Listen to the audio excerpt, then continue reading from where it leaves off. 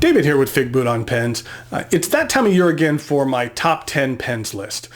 Last year within my top 10 video, I showed in essence 4 top 10 lists. I showed how during my first year of collecting, my tastes and opinions kind of changed over time as my collection grew. And this year I wanted to do something a little bit different. Some viewers want to see information about entry-level pens. Some want to see information about higher end pens, and some folks want to see the mid-range. So I decided to break up my list into 4 separate videos, which I'll be posting on a weekly basis this month.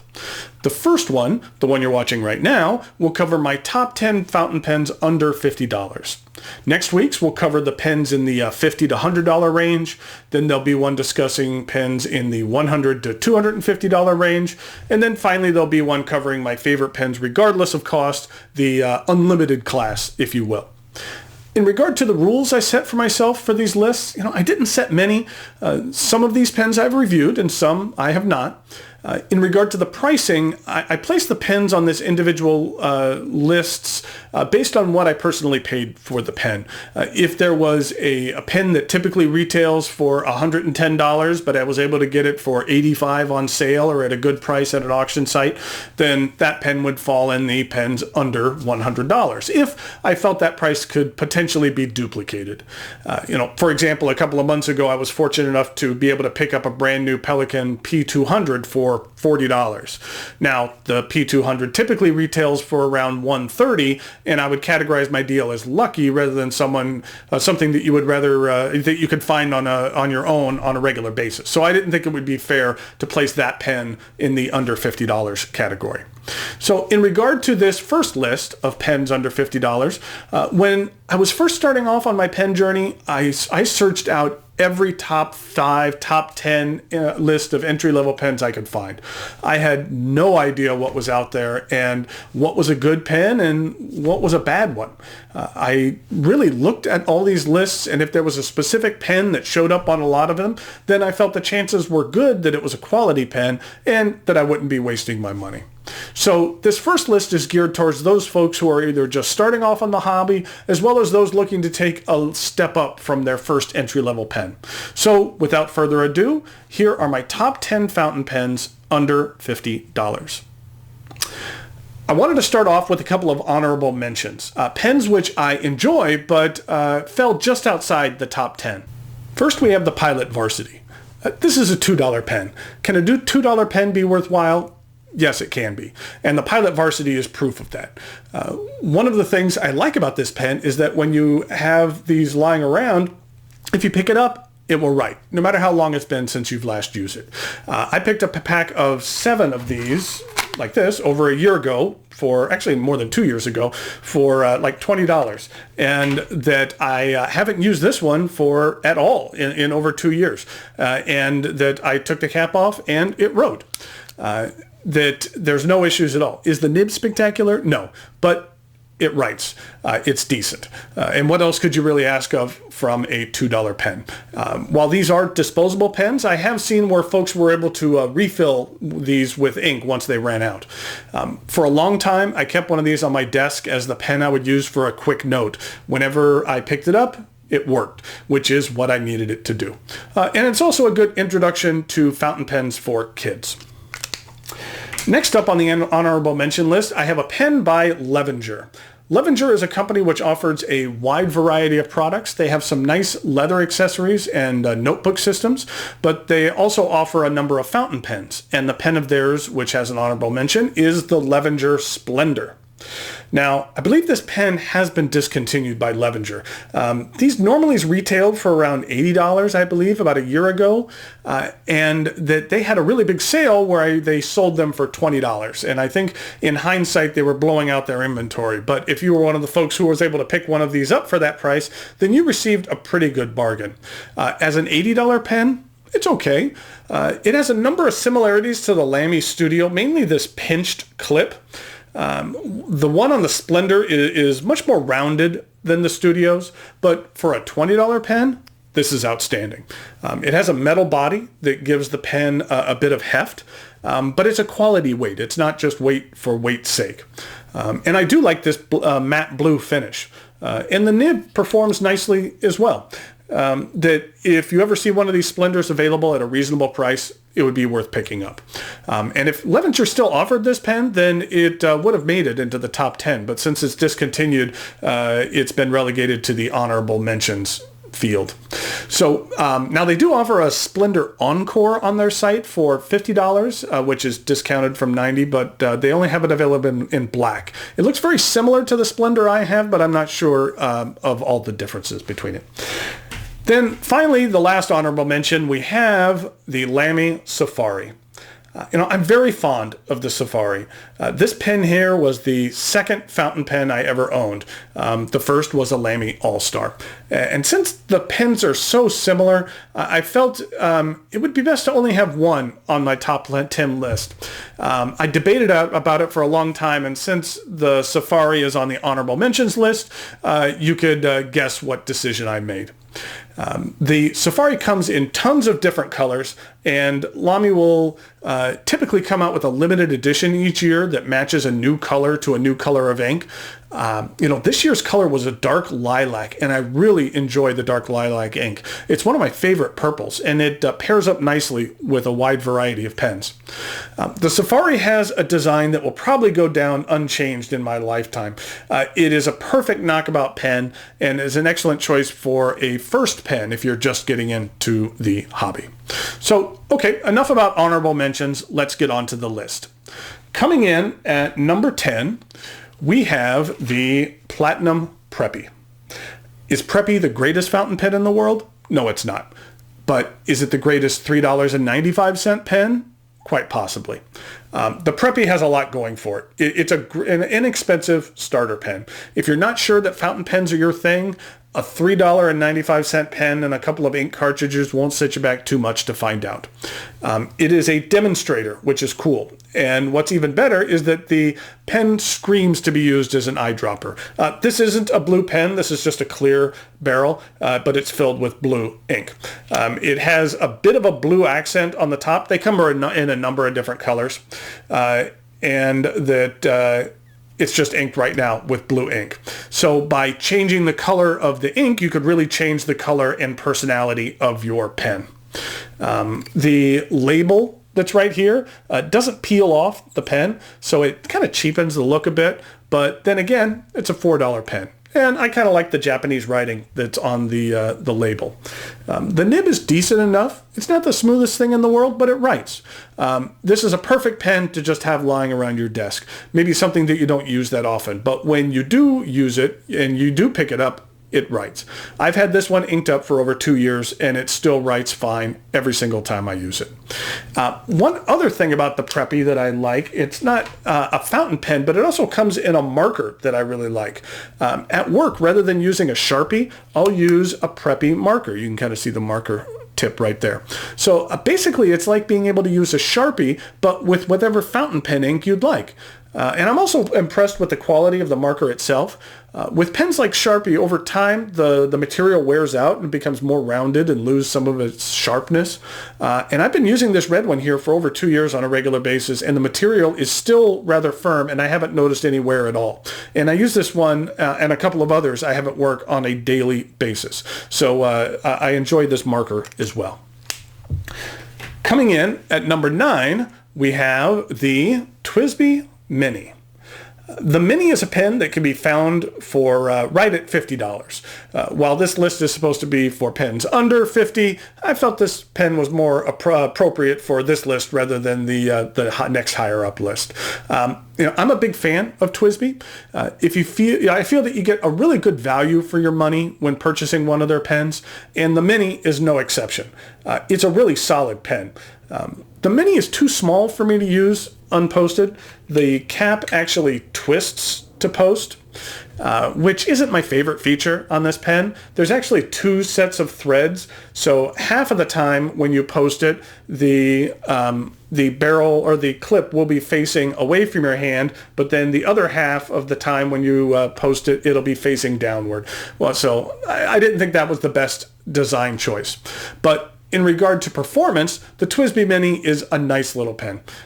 It's a demonstrator with a piston filling system, and it's very well constructed for $50. For me, it's this low on the list only because I don't find myself reaching for this pen very much. It's nothing to do with the pen itself. I just find myself gravitating towards larger pens. But it's on this list because I feel it's a decent value for the price and a pen that overall performs very well. Plus, seeing the ink sloshing around this clear demonstrator is always very nice. And I like that with pens like this, like I mentioned with the Preppy, that you could really change the look of the pen just by changing the ink. If you have a bright green ink in here, it really looks different from a pen than, a different kind of pen than when you have some bright blue ink or something along that line. So if you get bored with the look, you could always change the ink. So coming in at number 8, we have the Platinum Cool. The Cool is a neat little pen from Platinum. It's a translucent demonstrator that's available in 3 different colors. A light blue one that's a light blue, then there's one that's totally clear, and then there's this color here, which they call the Crystal Rose. My favorite feature of the Cool is this clear rubber feed, because what it does is that it will take on the properties of the ink that you have in the pen. So if you fill it with the blue ink, the feed will be blue. If you fill it with a red ink, then you're going to have a red feed. You don't really see that feature in a great deal of fountain pens, so I like that the Cool has a unique feature that I like. And also it performs very well. It retails in the $40 range, which I feel is an appropriate price for this pen. So the Cool deserves a place on this list and is very much worthwhile. Coming in at number 7, we have a pen by Pelikan, which was first launched in early 2016, and that was the Pelikan Stolla III. This is a pen that I was really looking forward to getting. I had some real high hopes for this pen. First of all, it's a Pelikan, and Pelikan can make some very nice pens. Secondly, the price point. It retails for around $35, so it was a kind of a direct competitor to the Lamy Al-Star when it comes to price. I really like the feel and the style of the Stolla III. It's a metal pen, which gives it a bit of weight, but not too much. I really like the styling of the clip as well, which takes on the traditional Pelikan clips. And I really like the aesthetics of the wraparound clip style as well. This isn't a perfect pen. There are 2 main things that prevent it from being ranked higher. One is the cap. That while the cap fits on the end of the barrel by about 3/4 of an inch, it will not stay posted. And that's one of my pet peeves when it comes to pens. If a pen is not meant to be posted, then don't make it so that I think it can be. Make it so the cap doesn't even fit, or make it very clear that this is a stylistic choice you have made. And in the case of the Stolla III, you think that it should post, but it just doesn't. And second of all, something I'll admit is a bit nitpicky, but the Pelikan logo, which is stamped on the top, is rotated a degree or 2 off in relation to the clip. And in addition, it's not even well centered on the top of the finial. So come on, Pelikan, I know you can do better than that. I just expect a little bit more from them. With that being said, the Stolla III does write very well, and I like the way it feels in my hand. And as I mentioned, if it weren't for those couple of issues, I would have ranked this pen higher on the list. And while I'm slightly disappointed with some of the flaws, overall the Stolla III performs well when putting nib to paper and deserves a place on the list. Okay. Now we are up to number 6. And the next pen on the list is one that looks very similar to the Platinum Cool, and that is the Nemosine Singularity.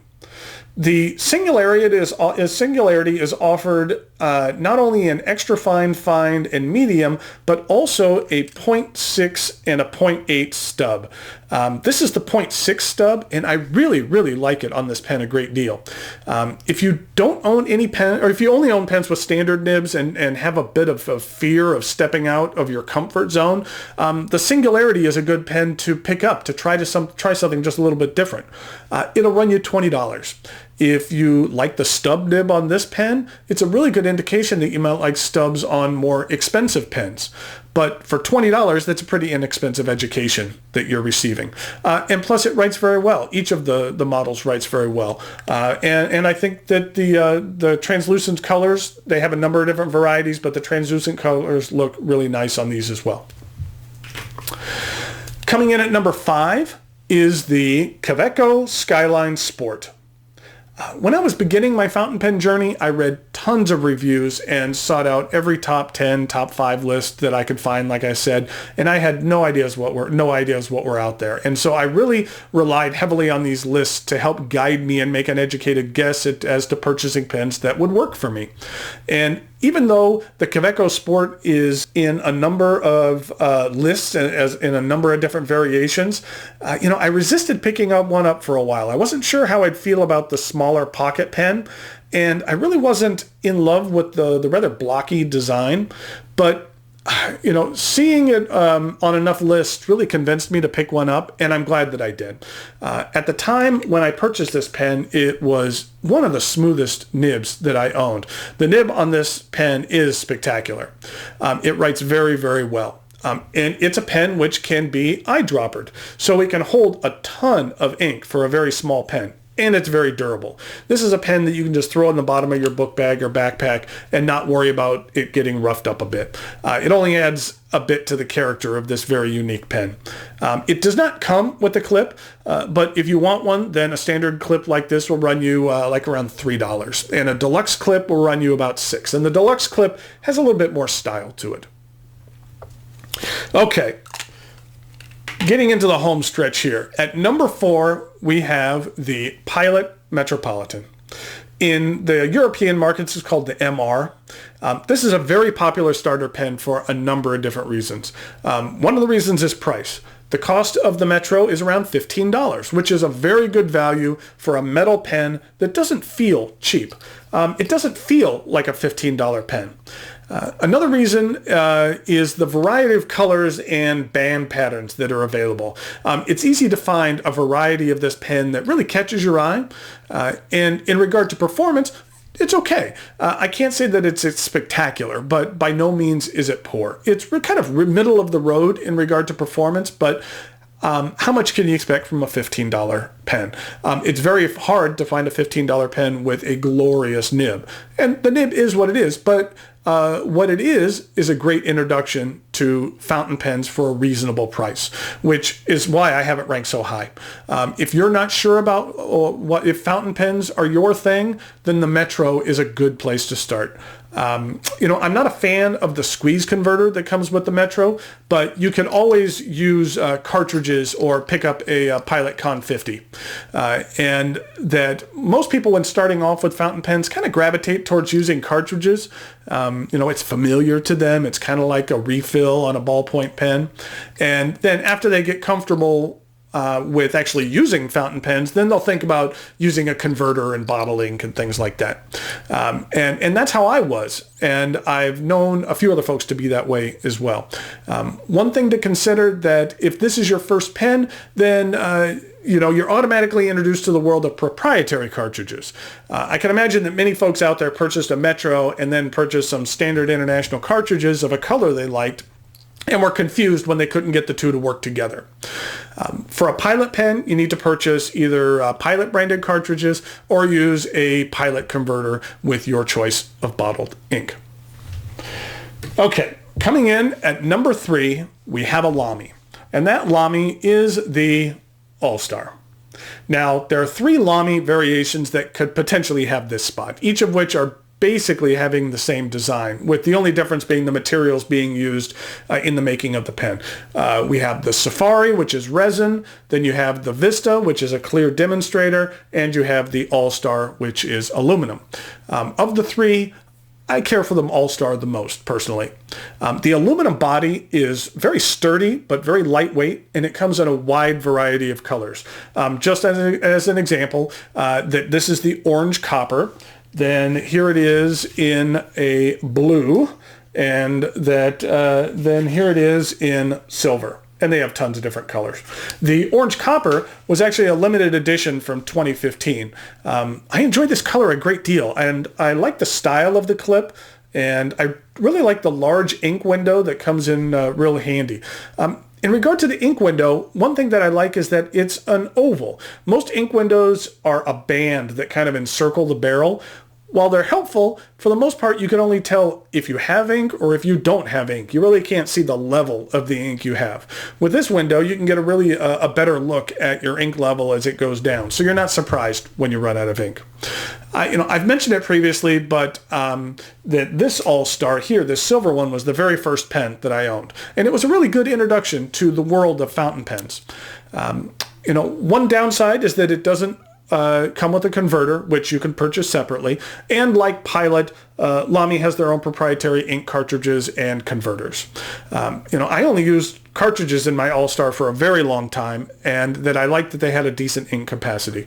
I'm unsure of exactly how much their ink cartridges hold, but it seems like it's more than a standard international short, but less than a standard international long. Kind of right there in the middle. The Al-Star is a pen that can take a beating. It is very sturdy, and that some of the wear and tear this pen has earned over the years just adds to the overall character. The triangular section can be a little bit polarizing. It basically forces you into a specific grip, but for me personally, the grip it forces you into is one that I typically use, so I find it to be very comfortable. If you're new to fountain pens, the grip can help you keep the nib at the appropriate angle and alignment to the page, so that could be helpful as well. Okay, just two left. And at number 2, we have another TWSBI. And that TWSBI is the Eco. The Eco is one of the more recent pens in the TWSBI line. I guess they came out with the VAC Mini after the Eco, but it's one of the more recent. And there was a lot of anticipation and excitement in the community about this pen when it was first released. It's a piston filling demonstrator for TWSBI, which retails for under $30. There was a great deal of hope that TWSBI would hit a home run with this pen, and I feel that they did. It's really nice to see a pen live up to the pre-launch excitement from the community. When it was launched, it was offered in either a black or a white cap, and TWSBI has expanded the line to include one with a clear cap, as well as one in lime green, and I would expect that there would be more down the line as well. The Eco is a great first fountain pen. It's really great to learn on. It has a very large ink capacity, and it's really cool to see the ink sloshing about the barrel. It's really easy to disassemble. You can get a better understanding of the parts and the features of a fountain pen and how they work with one another by disassembling this pen. It's a solid knockabout pen that will take a beating. It's not a pen that you have to baby. In addition, it writes very nicely. It's a very solid pen for a very reasonable price. And in my opinion, for an entry-level pen, it has a high cool factor. If one of your friends or coworkers sees you, let's say, using a Metro, they might not even notice that you're using a fountain pen, since a Metro kind of looks like a number of ballpoints. But with this pen, they might just take notice. Not that folks using fountain pens are doing so just to get attention, but that you might just get some questions if you start using an Eco. So now it's time for number 1. Now, in regard to this list, I debated a great deal about which pens to include and which pens to exclude, but which should be higher on the list, which should be lower. But the one thing that was never in doubt was the pen that was going to be the number 1 in regard to my favorite pens under $50. And that is the Faber Castell Loom. This specific model is their metallic blue. The metal body gives it a decent amount of weight without being too heavy. And I really like the look of the oversized cap, as well as the bulky hinged clip. The cap is plastic, but by no means does it feel cheap. There are some that feel that the section is a bit on the slick side, but I find that the raised circular rings on the section provide more than enough grip, and I've really never had an issue holding this pen, and I hate slick metal sections. The Loom comes in several different colors and two basic styles. One is a matte finish like this one, and the other style has a shiny finish on the cap, and the barrel is of slick metal. And I'm really not a fan of that model, but that's just a personal choice. The highlight of the Loom is the nib. And to say that the steel nib is outstanding is truly an understatement on this pen. It is very special. I have pens that cost 10 times as much that don't have a nib that performs as well as this one. And it has a very unique feedback that I really enjoy that differs from any other pen in my collection. Even other Faber Castells. You could put this nib on any other pen and blindfold me and I could instantly recognize it. It's that distinctive and it makes me smile every time I use it. If you have a few starter pens and you're looking to make that step up to the next level, the Faber-Castell Loom is an excellent choice in my opinion. So to recap, at number 10, we had the Platinum Preppy. At number 9, the TWSBI Mini. At number 8, the Platinum Cool. At number 7, the Pelikan Stolla III.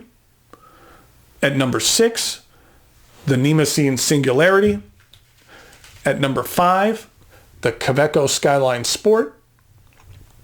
At number 4, the Pilot Metropolitan. The number 3 is the Lamy Al-Star. Number 2, the TWSBI Eco. And finally, number 1, the Faber-Castell Loom. So there you have it, this year's top 10 pens under $50. I hope that provided you with some useful information and maybe an idea or two in regard to what your first or your next fountain pen purchase will be. And be on the lookout for the other lists coming out here in the very near future. Thanks for watching, and I'll talk to you later.